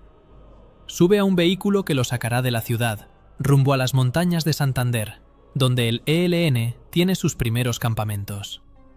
Mientras el carro avanza por carreteras oscuras, Bogotá queda atrás como una sombra de luces titilantes. Camilo mira por la ventana y siente una mezcla rara de alivio y terror. Sabe que está cruzando la última línea que le quedaba. No hay vuelta atrás. En la curia, la noticia llega con retraso y versiones confusas. Algunos dicen que se fue a retirarse espiritualmente, otros que está estudiando en el exterior. Rodrigo, sin embargo, entiende perfectamente lo que ha pasado. En una reunión privada, golpea la mesa con el puño. Lo advertí, dice, con rabia contenida. Lo dejamos jugar demasiado tiempo. Ahora será mártir de la subversión. Pero ya es tarde. Camilo está lejos, subiendo a pie por trochas embarradas, jadeando en cuestas que lo dejan sin aire. La vida en el campamento guerrillero es un golpe de realidad. Ahí no hay salones con pizarras ni auditorios llenos. Hay cambuches de plástico negro, hamacas colgadas entre árboles, fogones de leña, vigías que pasan la noche entera con el oído atento a cualquier ruido extraño. Los combatientes del ELN lo miran con curiosidad. Algunos lo admiran desde antes, por sus discursos. Otros lo miran con desconfianza. Este man viene de la ciudad, es intelectual, es cura. ¿Será que aguanta la selva? Los primeros días son durísimos. El frío cala los huesos en las madrugadas, las botas se le llenan de barro, los pies se le ampollan. Hay marchas extenuantes, ejercicios militares, prácticas de tiro. Camilo se da cuenta rápido de que su cuerpo, acostumbrado a la vida urbana, no está hecho para esa rutina. Se queda atrás en las caminatas, pierde el paso, respira con dificultad. Algunos guerrilleros se burlan a media voz. Pero al caer la noche, cuando la columna se detiene y se encienden fogatas pequeñas y discretas, se revela el otro lado, su cabeza. Ahí, en esa oscuridad donde solo se ven siluetas y brasa encendida, Camilo habla con los combatientes, uno a uno. Les pregunta por su vida, por sus familias, por qué se fueron a la guerrilla. Escucha historias de asesinatos impunes, de tierras robadas, de hermanos desaparecidos. Y poco a poco, empieza a hacer lo que mejor sabe, unir experiencias personales con una visión más amplia. Les explica cómo el latifundio, el sistema político cerrado, la represión, forman parte de un mismo entramado. Les habla del Evangelio como un libro de liberación, no de resignación. Cita a los profetas que denunciaban a los reyes injustos. Les dice que su rabia tiene sentido, pero que hay que convertirla en proyecto, en organización, en estrategia. En el campamento se produce un fenómeno curioso. En los ejercicios militares, Camilo es el más torpe, pero en las discusiones políticas se convierte en referencia. Los comandantes lo convocan para formar a los nuevos combatientes, para escribir documentos, para dar sentido ideológico a una guerrilla que hasta entonces se movía más por intuición que por teoría. En una reunión interna, uno de los jefes del ELN suelta una frase que marca un antes y un después. Nosotros sabíamos disparar, pero con Camilo empezamos a saber por qué disparábamos. Eso se vuelve uno de sus mayores logros, aunque él no lo vea como tal. Darle a la insurgencia un lenguaje que combine fe y revolución, que pueda hablarle tanto al campesino católico como al estudiante marxista. Mientras tanto, en el resto del país, su desaparición de la vida pública desata rumores y leyendas. Algunos aseguran haberlo visto disfrazado, caminando de noche por tal barrio. Otros dicen que está escondido en una casa clandestina. Empiezan a circular panfletos con su rostro y la frase «Camilo vive». Todavía no ha muerto, pero el mito se adelanta. Rodrigo, por su parte, aprovecha el vacío para consolidar su propio proyecto. Se convierte en la voz oficial de una iglesia que condena cualquier colaboración con la guerrilla. En homilías solemnes, declara que ningún católico puede apoyar a grupos armados. Desde el púlpito, él también construye su legado, un legado de orden, de defensa del statu quo, de condena frontal a quienes siembran la violencia. Lo que ninguno de los dos sabe es que, mientras libran ese duelo simbólico, uno en la montaña, el otro en la catedral, el país entero se encamina hacia una guerra prolongada que marcará décadas. Camilo siente el tiempo comprimirse en cada operativo, en cada noche de guardia bajo la lluvia. Rodrigo siente el tiempo jugar a su favor. Con cada año que pasa, su influencia en la jerarquía crece. En una de las últimas noches antes de su bautizo de fuego real, Camilo se queda despierto mirando el cielo oscuro salpicado de estrellas, tapado a ratos por la neblina que se agarra a las montañas. A su lado, el fusil recostado contra un tronco. No puede dejar de pensar en la paradoja. Él, que soñó con cambiar el país desde las aulas, desde las plazas, desde las instituciones, está a punto de entrar en combate como un guerrillero más. Se pregunta si será capaz de disparar. Se pregunta si, al jalar el gatillo, no estará traicionando algo profundo de su vocación original. Se pregunta, también, si tendrá tiempo suficiente para ver siquiera un resultado concreto de ese salto al vacío. El reloj interno, sin embargo, ya no suena como antes. En vez de tic-tac acelerado, siente una especie de silencio denso, como si el tiempo hubiera dejado de ser una línea larga y se hubiera concentrado en un puñado de días decisivos. Sabe que viene una operación grande. Los mandos hablan en voz baja de un enfrentamiento con el ejército, de una acción que podría marcar el inicio real de la presencia del ELN en la región. Sabe que sus enemigos, el Estado, la oligarquía, la iglesia conservadora que Rodrigo representa, estarán más atentos que nunca. Sabe que, si cae, lo convertirán en ejemplo, en advertencia, en espanto. Y aún así, ahí sentado, muerto de frío, con las botas húmedas y el corazón golpeándole el pecho, siente que, por primera vez, no le debe explicaciones a nadie, que su vida, corta o larga, por fin está alineada con aquello en lo que cree. Al amanecer, cuando la columna guerrillera se pone en marcha hacia la operación que lo enfrentará por primera vez de verdad al fuego enemigo, Camilo se ajusta el morral, carga el fusil con manos que todavía no se acostumbran al metal y se lanza montaña arriba. No imagina que tiene las horas contadas. No imagina que, en las ciudades, Rodrigo ya afila sus sermones para cuando den la noticia de su muerte. No imagina que su cuerpo, después del combate, se perderá en la nada y que, precisamente por eso, su figura crecerá hasta volverse leyenda. Por ahora, solo sabe que no hay marcha atrás, que llegó al límite de su propio plazo y que la historia de Colombia está a punto de escribir, con balas y silencio, la página más trágica y poderosa de su vida. La madrugada cae sobre la montaña como una manta pesada. El aire huele a pasto frío, pólvora vieja y nervios. La columna avanza en fila, sombras negras entre árboles que apenas se adivinan. No hay discursos, no hay consignas, solo el sonido de las botas hundiéndose en el barro y el roce metálico de los fusiles. Camilo va en el centro del grupo. El morral le pesa más de la cuenta, el fusil le corta la correa en el hombro. Lleva la ropa pegada al cuerpo por el sudor frío. Cada vez que levantan la mano ordenando alto, él aprovecha para recuperar un poco el aire, mirando a los lados, tratando de memorizar cada rama, cada piedra, como si supiera que esos detalles serían sus últimos recuerdos. En su cabeza, el reloj que lo acompañó toda la vida ya no suena a tic-tac. Ahora es una cuenta que va hacia atrás, un marcador invisible que repite: es hoy, es hoy, es hoy. No hay más plazos, no hay más algún día. Al llegar cerca de la vereda, los mandos repasan el plan. Van a emboscar a una patrulla del ejército. Es una operación pequeña, dicen, una acción de hostigamiento más que de combate abierto. Pero Camilo sabe que en Colombia no existe tal cosa como un combate pequeño. Un solo tiro puede cambiar para siempre el rumbo de una vida, o terminarla. Se agachan detrás de unas rocas, se reparten posiciones. El amanecer empieza a colorear de gris azulado el horizonte. Se escuchan, a lo lejos, los primeros sonidos de la vereda despertando. Un gallo, una puerta que se abre, una olla golpeando la estufa. Y de pronto, el ruido más temido. El motor de un camión militar subiendo la cuesta, acercándose, tosiendo humo. El comandante del grupo mira a Camilo. No le dice nada, pero su mirada pregunta: ¿está listo? Camilo asiente, aunque por dentro una parte de él quisiera estar en cualquier otro lugar. En un salón, en una plaza, en una asamblea. En cualquier parte menos aquí, con el dedo frío sobre el gatillo. El camión aparece por la curva. Verde, pesado, lleno de hombres armados. El tiempo se estira. Un segundo parece un minuto.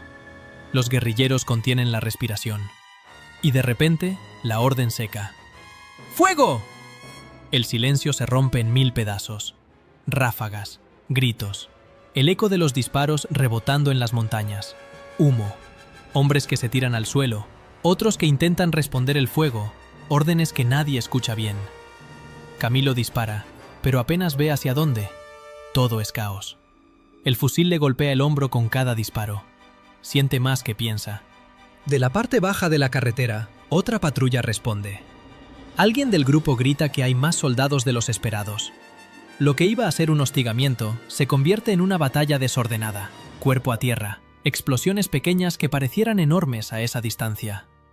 En medio del estruendo, Camilo se mueve de un punto a otro, tratando de no quedarse clavado, tropezando, sintiendo cómo las botas se le hunden en el barro.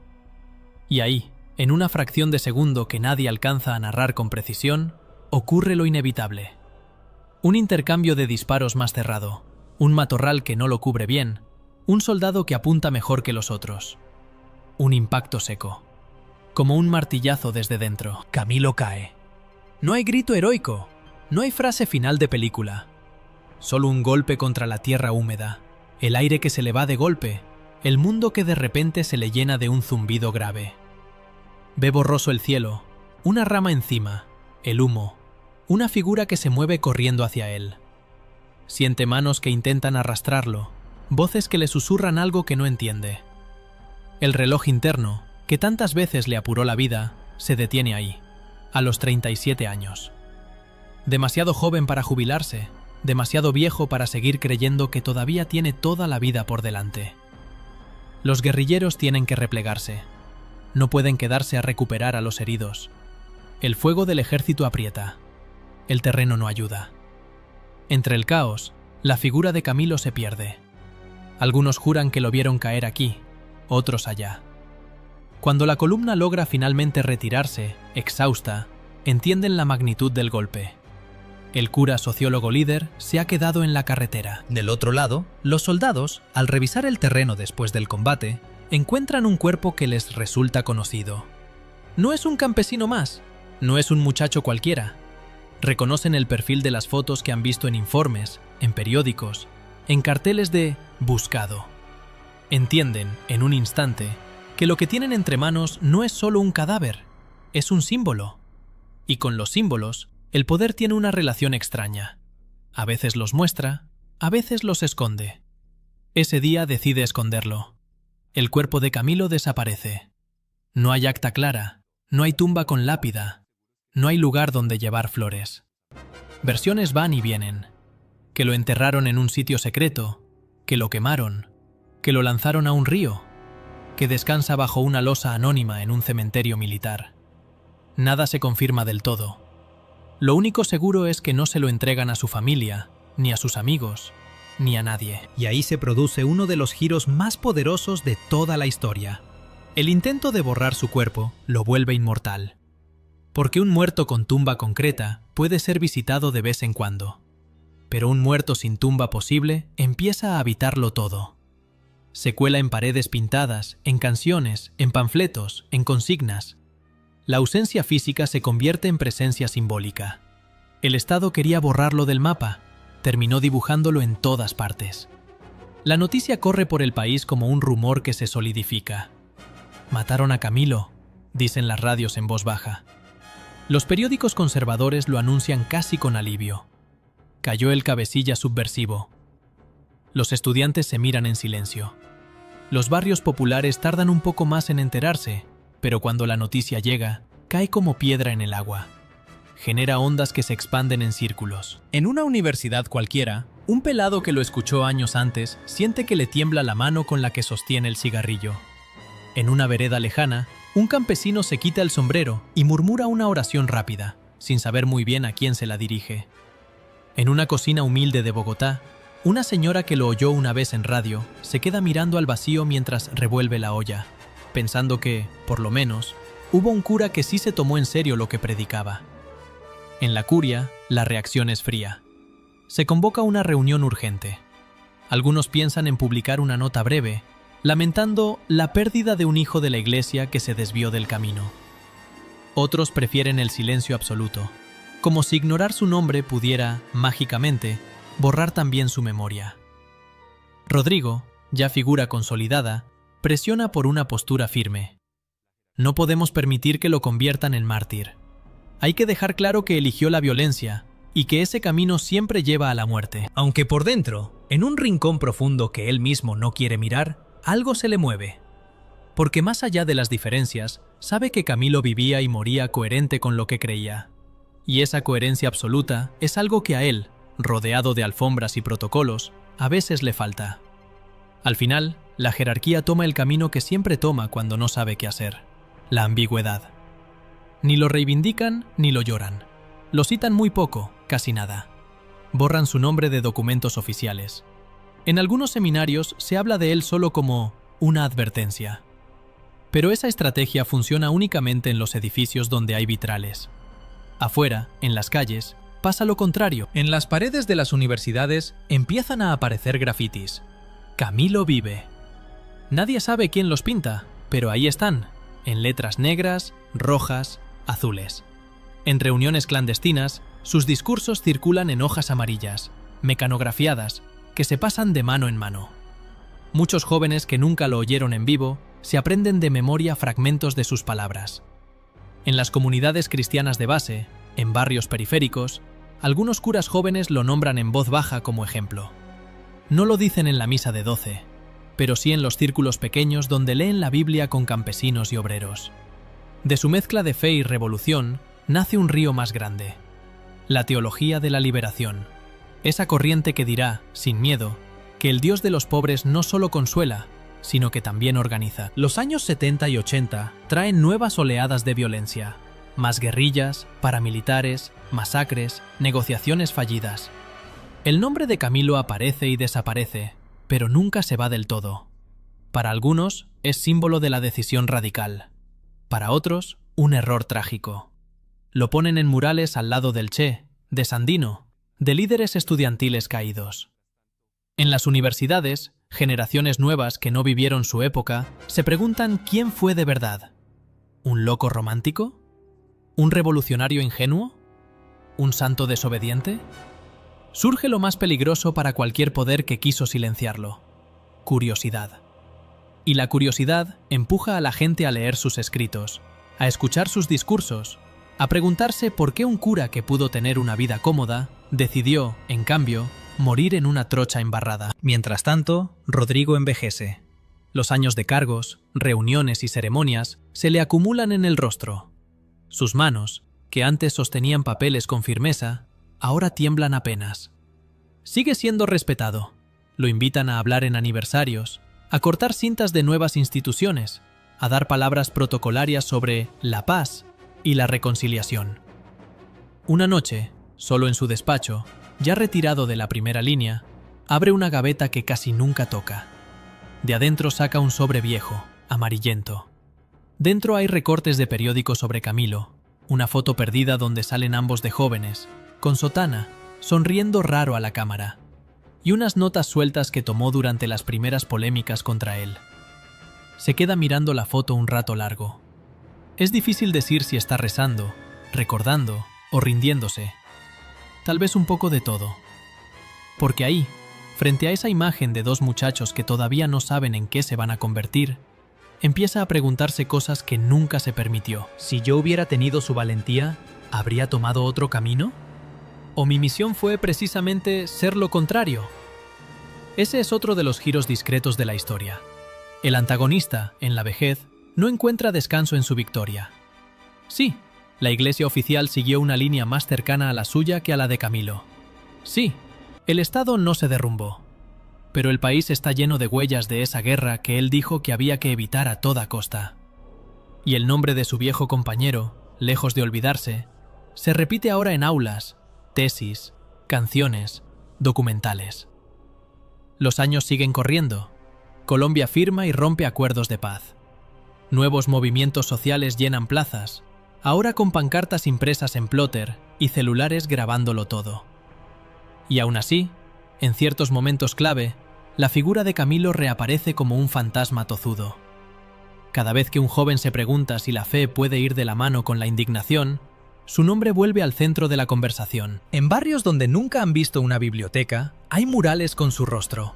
En facultades de ciencias sociales, estudiantes discuten sus textos con la misma pasión con la que él discutía a los teólogos en el seminario.